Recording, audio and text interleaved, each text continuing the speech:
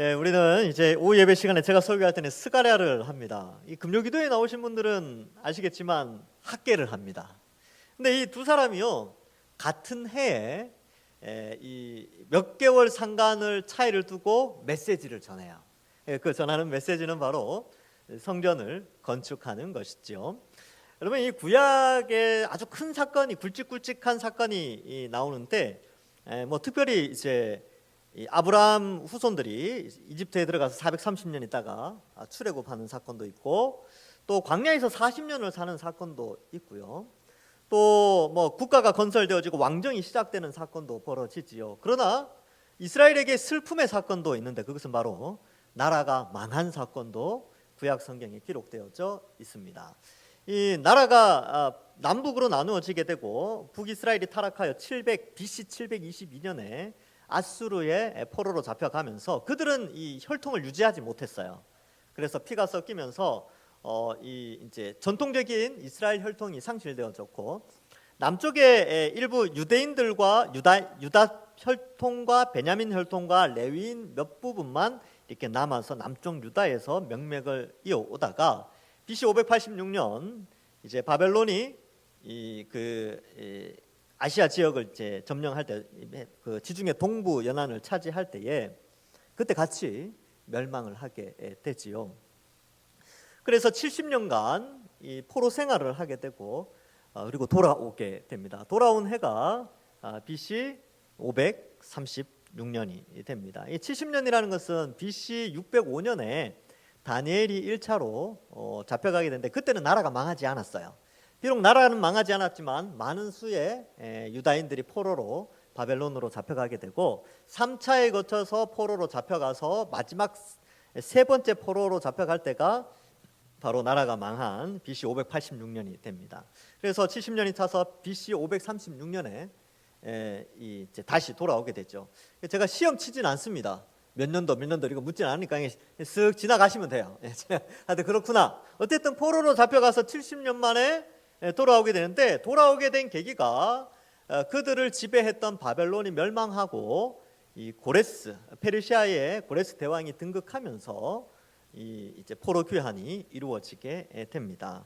그래서 BC 536년에 1차 포로들이 돌아왔는데, 오늘 이 사건은 이 다리오 왕 제2년이라고 되어져 있지요. 이때가 언제냐 하면 세계사적으로 보면 BC 520년입니다.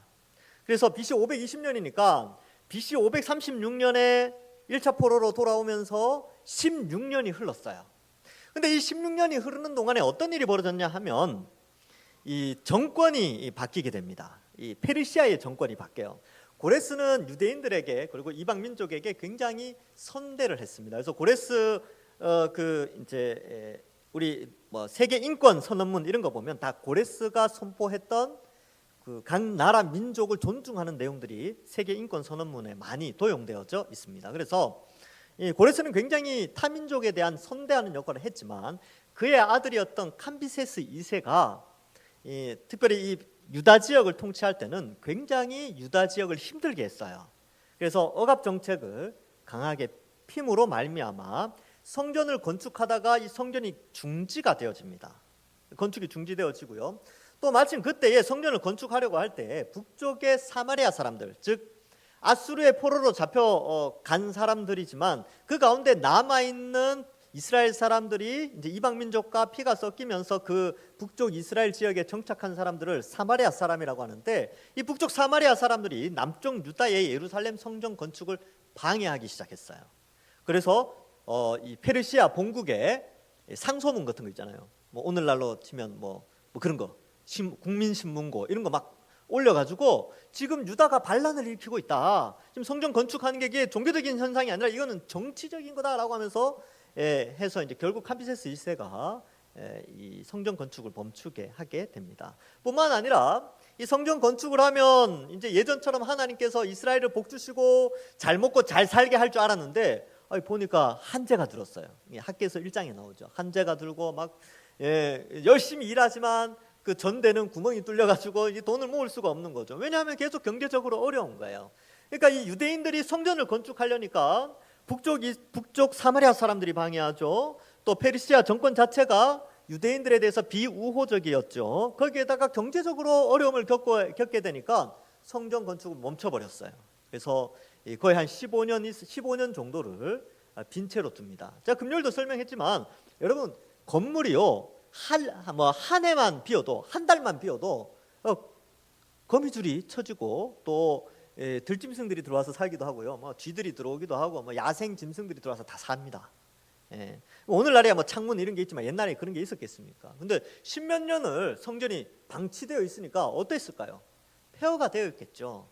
그래서 하나님이 첫 번째로 보낸 선지자가 학개입니다. 학개가 다리오 왕 이제 2년 6월 여섯째 달에 학개를 통해서 메시지를 전해요. 그리고 학개가 6월과 7월에 메시지를 전하고요. 그리고 스가랴가 여덟째 달 8월에 메시지를 전합니다. 그러니까 6월, 7월, 8월 하나님이 학개와 스가랴를 통해서 메시지를 전달하는 것이죠. 그래서 1장 1절에 보면 다리오 왕 제2년 여덟째 달이라고 되어져 있습니다. 우리가 오늘 읽은 7절에는 다리오 왕 제2년 11째 달이라고 되어져 있지요. 그러면 여덟째 달과 11째 달 사이에 9월 달에 학개가 또 메시지를 전해요. 그때는 스룹바벨과 하나님이 이스라엘에게 메시아를 줄 것이다 이런 아주 행복한 메시지를 9월 달에 학개가 메시지를 전하고 이제 11월 달에 스가랴가 바통을 이어받아서 8가지 환상을 설명하면서 이스라엘이 회복될 것을 말씀하고 있습니다. 그래서 여러분 이 전체적인 흐름은 그렇습니다. 지금 이스라엘이 낭망해 있고 하나님과의 교제권 이것이 무너져 있는 상황 속에서 하나님이 주도적으로 선지자를 보내어 성전을 짓게 하고 그들의 심령을 움직여 하나님의 백성들을 회복하는 그런 내용인데 그 중심에 학개와 스가랴가 있는 것이죠. 우리가 지금 이제 대수성 공사를 하게 되는데 여러분 사실 이 대수성 공사 이거 뭐 리모델링 공사 거기에다가 엘리베이터 설치를 하니까 엘리베이터 공사를 같이 하게 되는데 건물이 이렇게 새롭게 변화되어지는 것도 참 중요한데요. 학개와 스가랴를 읽어보면 눈에 보이는 현상은 그거예요. 예루살렘을 다시 짓는 거예요.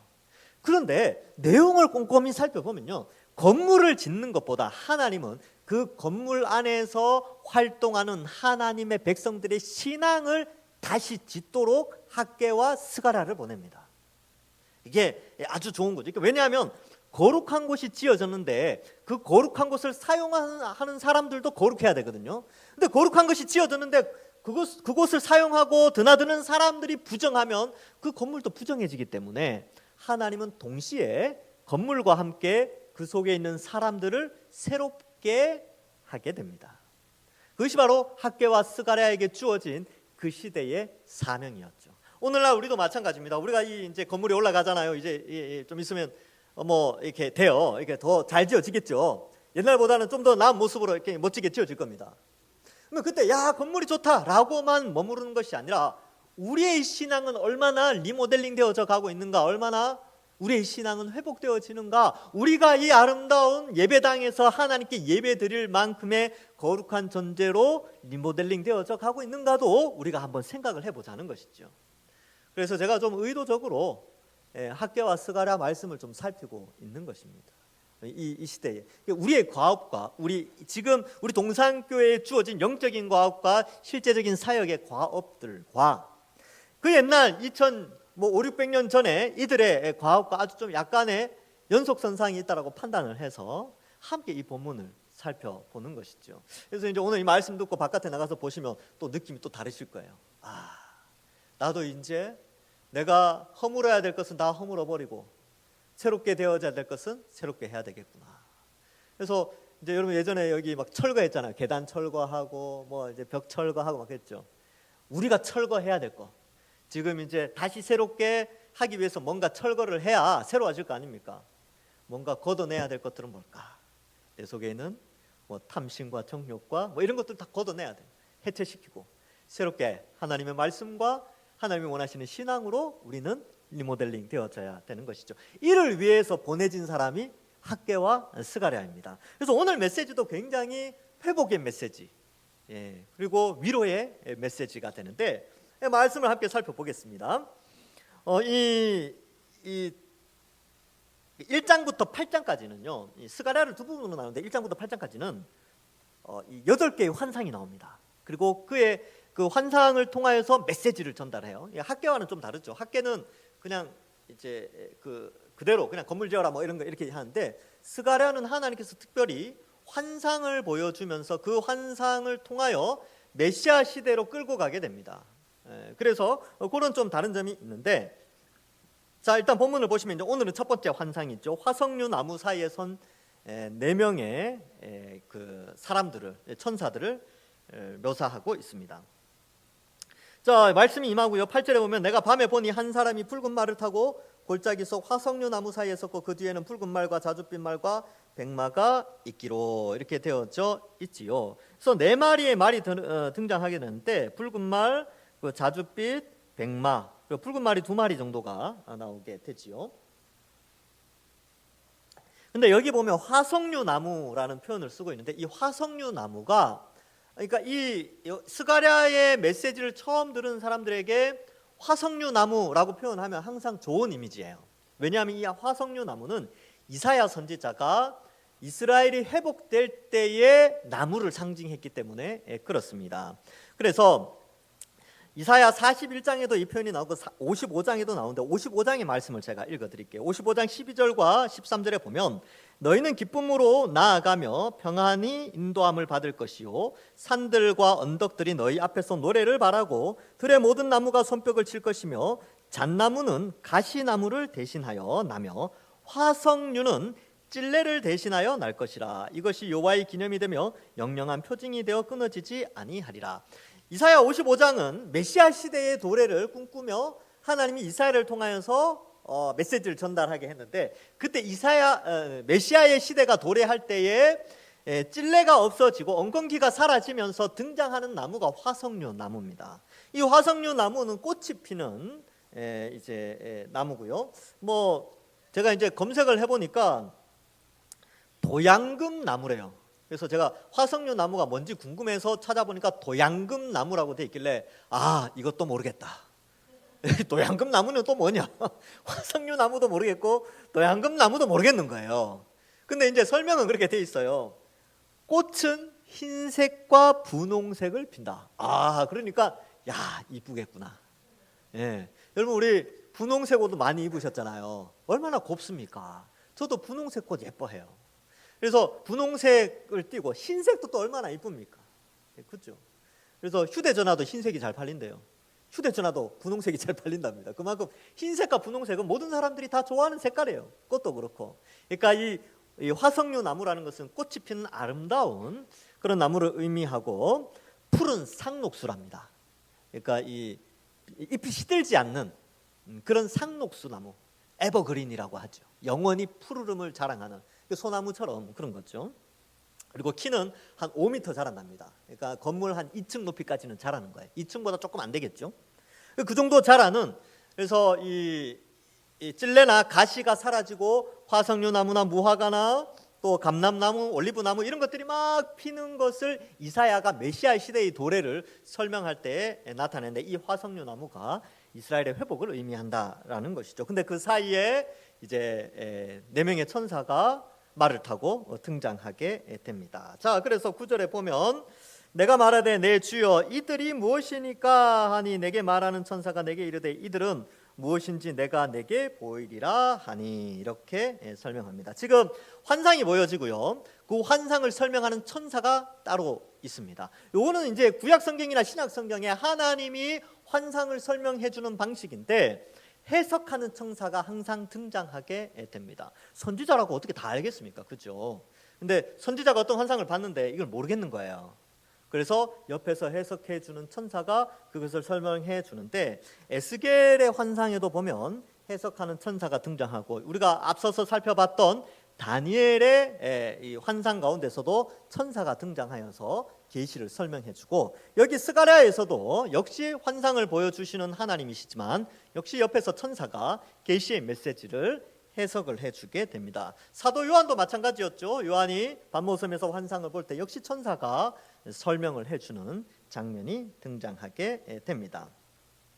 자, 그래서 지금 이 이 표현들이 나오는데 여기에 보면 말이 나오죠. 말, 붉은 말, 또 그 뒤에 붉은 말과 자줏빛 말과 백마 이렇게 나오는데 여러분 이 말들과 거기에 탄 사람들이 왜 등장했을까요? 근데 이 장면이 어디에 또 나오느냐 하면 요한계시록에 나옵니다. 요한계시록에 말 탄 자 4명이 나와요. 그래서 요한계시록 6장에 보면 거기에는 이제 말 색깔이 조금 달라요. 흰 말, 붉은 말, 검은 말, 청황색 말 이런 말들이 등장하는데 제가 언젠가 요한계시록 곧 할 겁니다. 요한계시록 할 때 요 설명을 해드리는데 이 4말은 이 4라는 숫자가 대체적으로 보면 땅과 관련되어 있습니다. 왜냐하면 옛날 사람들은 땅을 사방으로 나눴죠. 그래서 땅이 네모난데 동쪽, 북쪽, 그다음에 서쪽, 남쪽 이렇게 나눴어요. 그래서 이 말들이 하는 일은 땅의 사변을 동서남북을 돌아다니면서 정탐하는 역할을 하게 됩니다. 여기에서도 그 역할을 감당하고요. 요한계시록 6장에서도 그 땅에 대한 평가를 하는 자들이 이들이지요. 그래서 이들은 하나님의 보냄을 받은 천사들로서 땅을 두루 살피는 그런 자들입니다. 여러분 이게 이제 중요한 메시지인데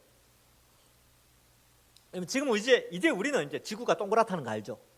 아직도 지구가 평평하다고 생각하시는 분 없으시죠? 우리는 이제 지구가 동그랗다는 것을 알고 근데 이 메시지를 통해서 우리가 알 수 있는 것은 이 둥근 지구 안에 그 어떤 곳에서도 하나님은 모든 것을 감찰하시고 돌보시고 계시는구나 라는 사실을 우리가 기억할 필요가 있습니다. 그래서 여러분 우리 동산교회에서 일어나는 모든 일들 하나님이 다 보고 계세요.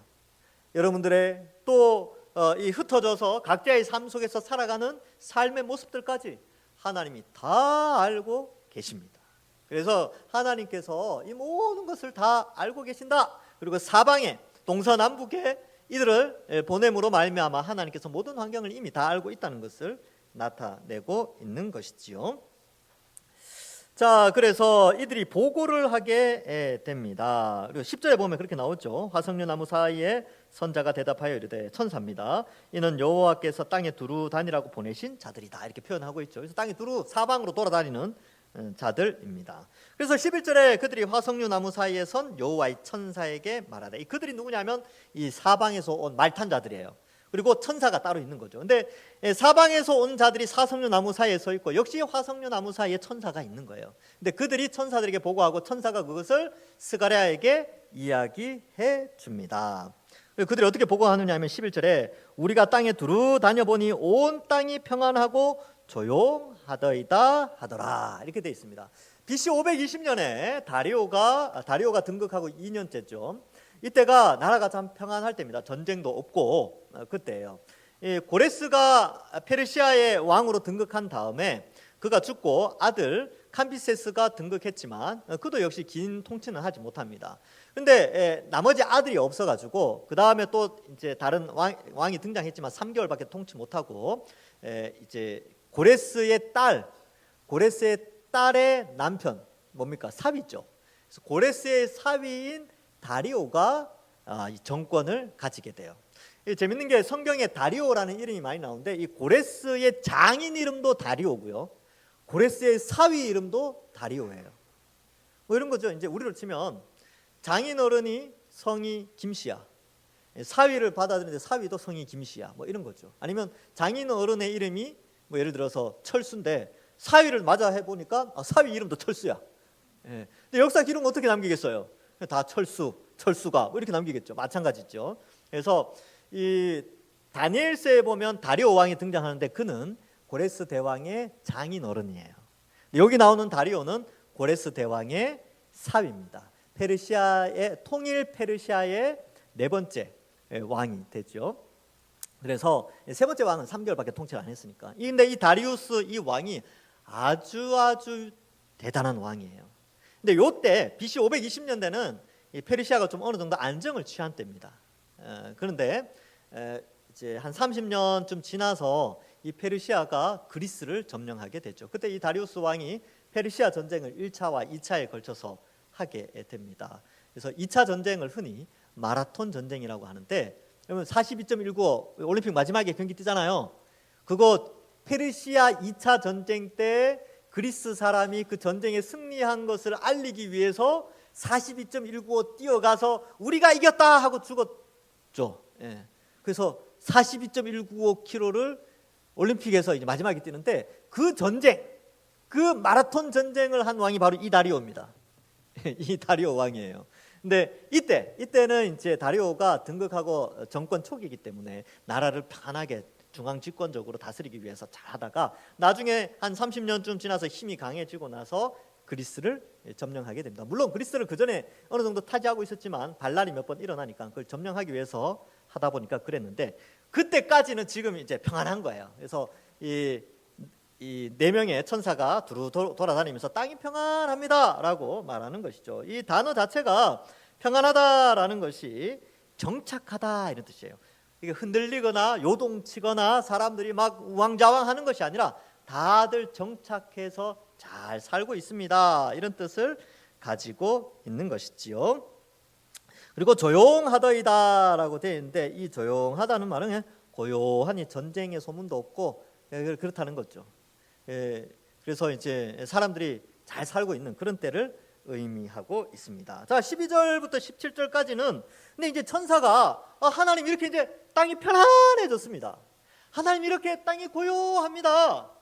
근데 유다는 어떡합니까? 유다는 지금 성전이 건축하다가 멈춰져 있습니다. 하나님 이렇게 조용하고 고요한 때에 하나님 좀 간섭해 주셔야 되지 않겠습니까? 라는 의미로 12절부터 17절의 내용이 등장하게 됩니다. 그래서 천사가 신원하고 하나님께서 그 신원의 목소리에 답하여 그래 이 평안한 시대에 유다의 예루살렘을 회복하는 그런 메시지를 전달해 주시게 됩니다. 자, 그래서 이 12절에 보면 천사가 대답하여 이르되 만군의 여호와여 여호와께서 언제까지 예루살렘과 유다 성읍을 불쌍히 여기지 아니하시려 하나이까 이를 노하신 지 70년이 되었나이다. 70년이 지났다 이런 뜻이 있습니다.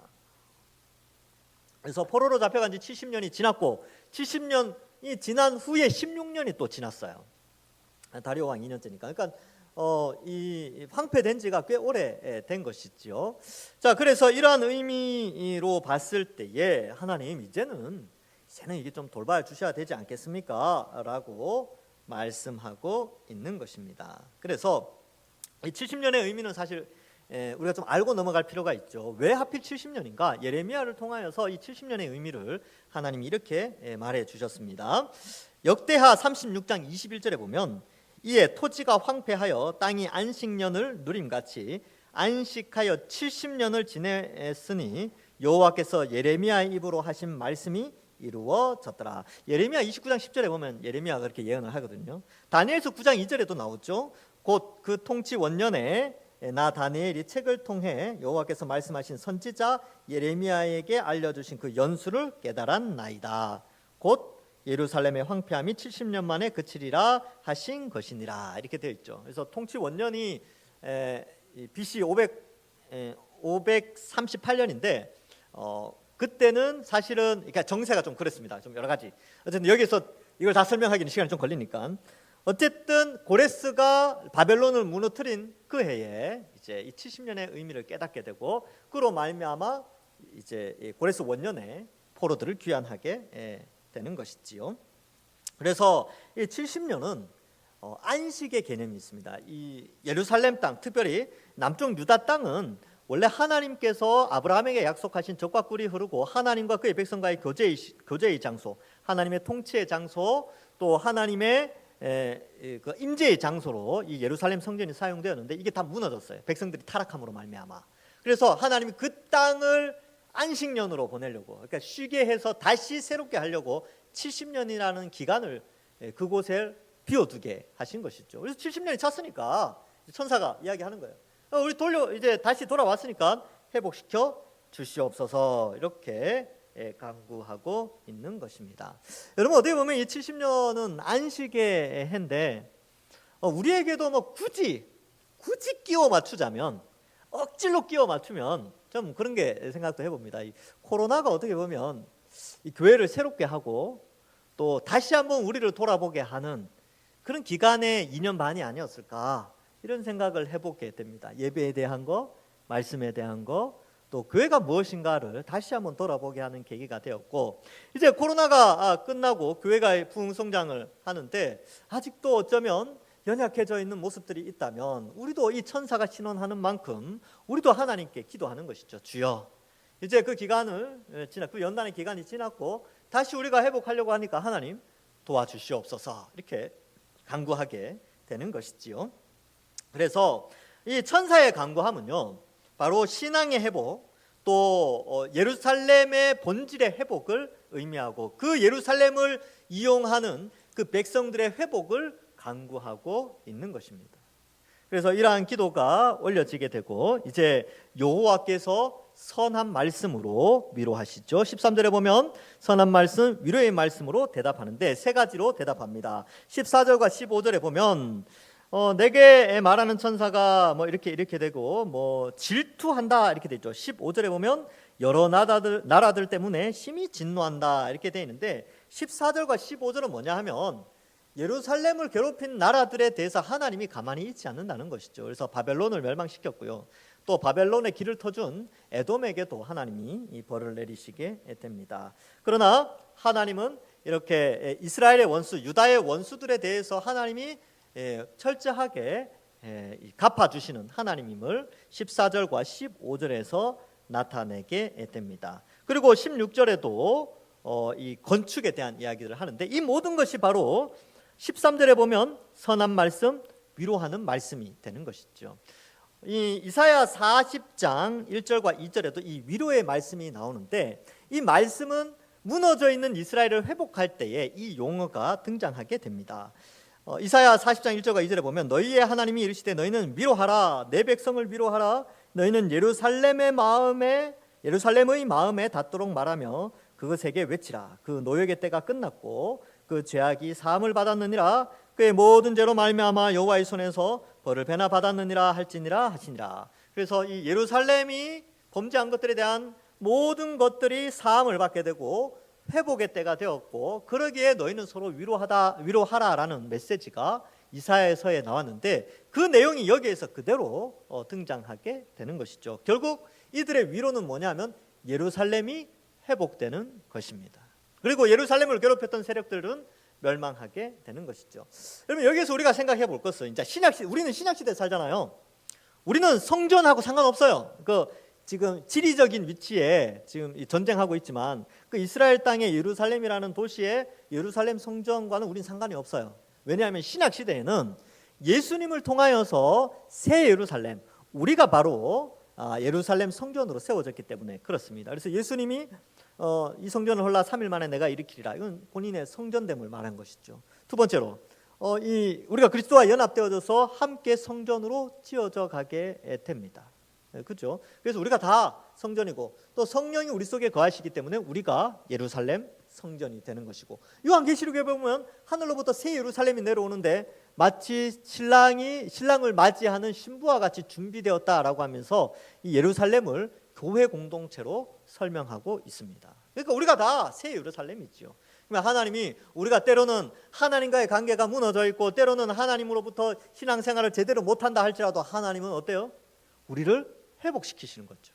우리를 회복시키기 위하여 부지런히 말씀을 보내요. 학개와 스가랴를 보냈던 것처럼 지금 이 시대에는 이 말씀을 보내요. 우리를 회복하시고자 하시는 분이 바로 하나님이시고 또한 우리를 위로하시는 하나님이십니다. 그래서 여러분, 이 시대에 우리가 교회의 방향성을 좀 생각해 봐야 되는데, 우리가 예루살렘 성전으로서 하나님과 교제하고 하나님의 다스림을 받고 또한 하나님께 예배드리는 그러한 자들로 무너진 부분이 있다면 우리가 회복해야 됩니다. 그래야 우리가 하나님 앞에 이 성전을 제대로 건축할 수 있는 것이죠. 자, 동산교회가 바깥에서 지금은 외적으로는 대수성 공사가 진행되어 있죠. 우리 속에 우리가 새롭게 리모델링 되어져야 될 부분이 있다면 우리도 새롭게 되어지면서 하나님께서 바로 우리를 회복하신다는 사실을 알고 우리는 믿음 생활을 해야 됩니다. 뿐만 아니라 우리의 대적들은 영원히 멸망당하는데 우리를 괴롭히는 이 악한 세력들, 마귀와 귀신들과 거짓 선지자들과 온갖 이단들과 이 세속의 타락한 문화들, 이 죄인들은 다 결국은 하나님께서 심판하신다는 사실을 알고 그런 것에 흔들리지 않고 연약해지지 않고 믿음에 굳건하게 서서 신앙을 잘 지켜나가는 것이 바로 예루살렘 성전을 잘 건축하는 것입니다. 건물을 잘 짓듯이 신앙도 잘 지어 가야 하는 것이지요.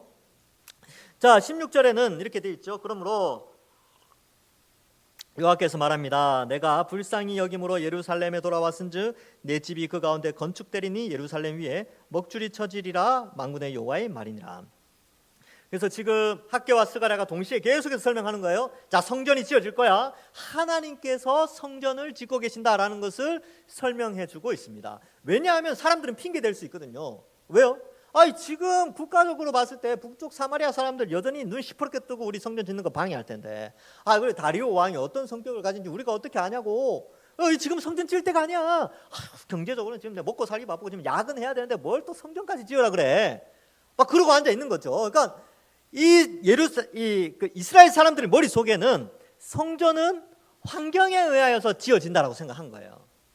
그런데 성전은 하나님이 짓는다라는 이 정체성을 학개와 스가랴를 통해서 나타내고 있는 것입니다. 여러분, 우리 건물은 사람이 짓는 것처럼 보이죠. 그러나 우리 속에 있는 이 새 예루살렘 된 성전된 우리는 누가 지어갑니까? 하나님이 짓는 것이죠. 말씀을 통해서.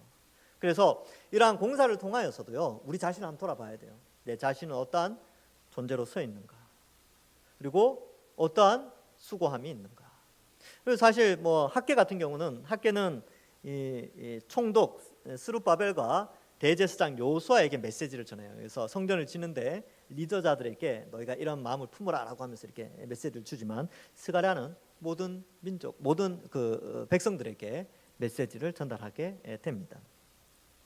자, 그래서 우리도 이 믿음의 집 예루살렘 성전을 잘 지어야 돼요. 신앙의 집을 잘 지어가야 하는 것입니다. 17절에 이제 세 번째 위로의 말씀이 있죠. 그가 다시, 여기에 반복되는 단어가 뭐가 나오는지 한번 보세요. 그가 다시 외쳐 이르시기를 만군의 여호와의 말씀에 나의 성읍들이 넘치도록 다시 풍부할 것이라. 여호와가 다시 시온을 위로하며 다시 예루살렘을 택하리라 하라 하니라. 아멘. 반복되는 단어가 한 문장에 4단어가 반복되죠. 뭡니까? 다시. 다시. 아무리 어려운 고난의 기간을 거쳐간다 하더라도요, 하나님은 하나님의 백성들을 버리지 않습니다. 하나님은 그의 백성들을 지키시고 돌보시고 보호하십니다. 여러분, 기독교가 사라질 듯 사라지지 않고 지금껏 많은 사람들이 예수님 믿고 구원받는 그러한 신앙을 우리가 가지고 있죠. 여러분, 일제시대 때 또 6.25 거치면서 신자들 다 없어진 줄 알았어요. 왜냐하면 많이 죽어 나갔으니까. 그리고 여러분, 한 200-300년 전에, 300-400년 전에 유럽에는요, 가톨릭과 기독교 간의 전쟁으로 수만 명이 죽었어요. 둘이 싸워가지고. 그래서 그 파리의 황실에서는 결혼식 때 가톨릭 신자하고 기독교 신자가 결혼식 때, 왕실 결혼식 때 붙어가지고 3,000명이 죽었어요. 그런 역사도 있습니다. 기독교인들 많이 죽었어요. 그러면 그렇게 되면 기독교인들 이제 무서우니까 없어질 것 같잖아요. 근데 희한하게 하나님이요, 그럼에도 불구하고 예수 믿는 사람들을 더 많이 늘어나게 하셨어요. 이게 은혜죠, 은혜. 그러니까 여러분, 하나님이 하시는 겁니다. 오늘날 많은 사람들이 기독교가 이렇게 약화되어지고 시대가 그렇고 하지만 저는 하나님이 하시면 됩니다. 하나님이 부흥시켜 주시면 됩니다. 하나님이 하시는 겁니다. 평안하여 든든히 서가는 것 하나님이 하시는 거고요, 부흥하는 것 하나님이 하시는 겁니다. 왜냐하면 예수님의 피로 사신 교회잖아요. 아까워서라도 하나님이 편하여 든든히 서가고 부흥하게 하십니다. 우리가 그걸 믿고 우리가 이제 말씀에 의지하여 신앙으로 회복되어져야 됩니다. 그래서 신앙을 굳게 붙잡고 믿음 생활 잘하게 되면 하나님이 우리를 책임져 주신다, 이 믿음 가지고 우리는 신앙생활 하는 것입니다. 말씀을 맺습니다. 여러분, 오늘날 많은 사람들이 성전 짓는 것을 멈춘 사람들이 꽤 있습니다. 지금은 말씀 읽을 때가 아니야. 지금은 기도할 때가 아니야. 지금은 예배 드릴 때가 아니고, 지금은 봉사할 때가 아니고, 지금은 섬길 때가 아니야. 이렇게 생각하면서 성전 건축을 멈춘 시대에 어쩌면 우리도 살고 있을 수 있습니다. 그러나 하나님은 학개와 스가랴를 보내어서 우리가 성전이다, 우리 한 사람 한 사람이 그리스도를 모퉁이 돌로 하여 지어져가는 새 예루살렘 성전이라고 하면서 우리가 그러한 신앙에 멈춰지지 말고 끊임없이 성전으로서의 역할을 감당하며 말씀 보고 기도하고 예배하고 봉사하고 섬기며 하나님의 영광을 위하여 세속 사회 속에서도 월요일부터 토요일까지 하나님의 백성으로 당당하게 살면서 믿음의 삶을 살라고 우리에게 말씀하고 있습니다. 이번 한 주간 무너진 성전의 삶이 아니라 다시 새롭게 리모델링 되어져서 더욱더 화려하고 찬란한 새 예루살렘 성전으로서의 삶을 한 주간 살아가시는 우리 모든 주의 백성들, 그러한 삶을 하나님이 책임져 주신다는 사실을 믿고 한 주간도 당당하게 살아가시는 모든 주의 백성들 되시기를 주님의 이름으로 간절히 축원합니다. 기도하겠습니다. 하나님 감사합니다. 우리를 택하시고 구원하여 주시며 때로는 힘들고 지쳐서 낭망하고 쓰러져 있을 때도 있지만 그때마다 말씀을 보내어 주셔서 우리를 위로하시고 선한 말씀으로 우리를 격려하여 주시니 감사합니다. 다시 예루살렘을 택하리라고 말씀하신 주님, 이 다시 풍부함과 다시 위로함과 다시 택함을 받아 하나님께 새로운 성전으로서 리모델링 되어지는 우리의 신앙이 되어질 수 있도록 축복하여 주시옵소서. 더불어 교회 예배당 공사도 함께 진행되는 가운데 있사오니 공사가 진행되어지고 완공되어지고 아름답게 세워지는 것처럼 우리의 신앙도 끊임없이 새롭게 리모델링되고 세워지는 우리 아름다운 성전으로 변화되어지는 우리 모든 성도들 되게 하여 주옵소서. 이번 한 주간도 지켜주실 줄 믿사옵고 감사드리오며 예수님의 이름으로 기도하옵나이다. 아멘.